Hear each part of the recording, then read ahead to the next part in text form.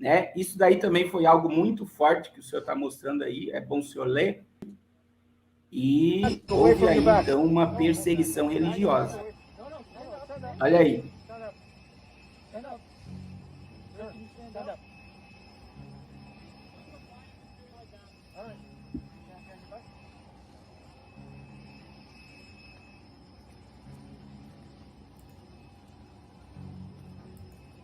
Olha aí, pastor, sendo preso porque se negou a fechar igreja no Canadá. Fizeram uma emboscada para ele. O pastor Arthur, que em abril ficou internacionalmente conhecido por resistir às proibições de realizar cultos no Canadá, foi novamente preso na última segunda-feira, 27 de setembro, ao desembarcar no aeroporto da sua cidade. A gente vê que é a pura perseguição religiosa, né? São países aí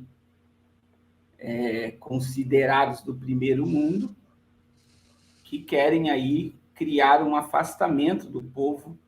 Você sabe que toda essa pandemia, eu tenho uma tese teológica, pastor Júnior, que não existe avivamento antes do arrebatamento, né? Muita gente discute isso, porque a última fase da igreja é Laodiceia. Laodiceia, né? Jesus vai tirar a sua igreja de dentro da igreja. Aí nós temos os textos, né? 1 Timóteo 4:1, sabe, porém, isso, que nos últimos tempos apostatarão alguns da fé, dando ouvidos a espíritos enganadores e a doutrinas de demônios.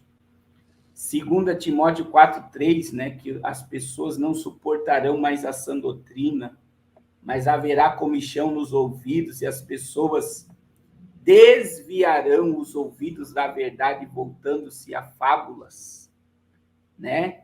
E ainda o apóstolo Paulo diz que elas amontoarão para si doutores conforme as suas próprias concupiscências, né? Então, assim, a gente está vendo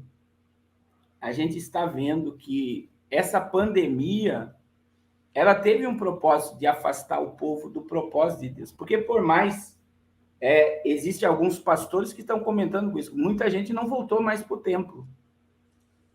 Então, houve um afastamento. Então, eu defendo o seguinte, pastor Giovanni, se fosse para haver avivamento, diante da perseguição religiosa que nós assistimos, olha só, diante do afastamento, todas as igrejas fechadas, ninguém pode cultuar, ninguém pode entrar no templo, reduzir o número de entrada, uso de máscara, medidor de temperatura, álcool em gel, começou toda aquela questão, idoso não pode ir para a igreja, que eu vejo que foi uma das questões, pastor Giovanni, uma dos crentes mais atacados foi os idosos que amam estar na igreja. O idoso ama estar no culto, ama as atividades da igreja, foi afetado.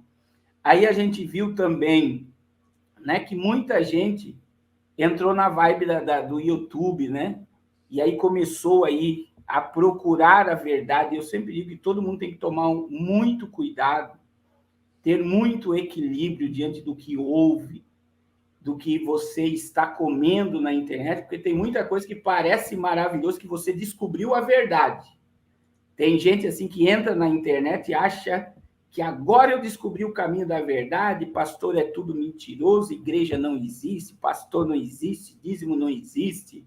E aí, meu irmão, nessa vibe de não existe começar a bater no sistema religioso, as pessoas se afastaram e não voltaram mais, não é para a igreja, não se voltaram mais para Deus. E aí, com uma pseudo, eu conheço a verdade agora, eu sou dono da verdade agora, eu vejo a verdade agora. Então, eu acredito que se fosse para haver avivamento, quando as igrejas fecharam, era para o povo de Deus ter um posicionamento muito diferente, de uma busca incessante, de ver o cumprimento profético através desses lockdowns. Mas o que aconteceu, pastor Giovanni? Vamos ser realistas. O povo ficou em casa, tendo a facilidade. Não, agora o culto é online. Aí a palavra de Deus não está boa, a pessoa ia para outro culto. E assim foi comendo vários tipos de comida e gerou congestão espiritual. É verdade ou não é? É verdade. Outra coisa que aconteceu, o povo distraiu. Em todos os lockdowns, o povo ficou em casa assistindo séries da Netflix, o povo ficou em rede social, aí houve a explosão do TikTok, né? Que tem pessoas que perdem a vida naquilo ali, dando risada e gargalhada enquanto o mundo está passando. E em vez de as pessoas terem uma visão espiritual do que está acontecendo e do que vai acontecer através desse vírus, as pessoas esfriaram totalmente espiritualmente. E não só as pessoas, como os líderes espirituais. Então, o que eu falei no início, né? Enquanto a igreja abriu mão de vários valores, e um de pregar na rua, de pregar a verdade, você vê que leis estão sendo amarradas para calar a igreja de vez, né? Então, é algo muito sério, né? Não adianta aqui a gente ficar... Não é uma questão de ataque, mas é uma questão de olhar as coisas como elas são, né? E esse discurso aí do pastor da Bahia deu uma repercussão muito forte. Isso daí fez muitos pastores balançar, pastor Giovanni, sobre o que pregar em cima do altar.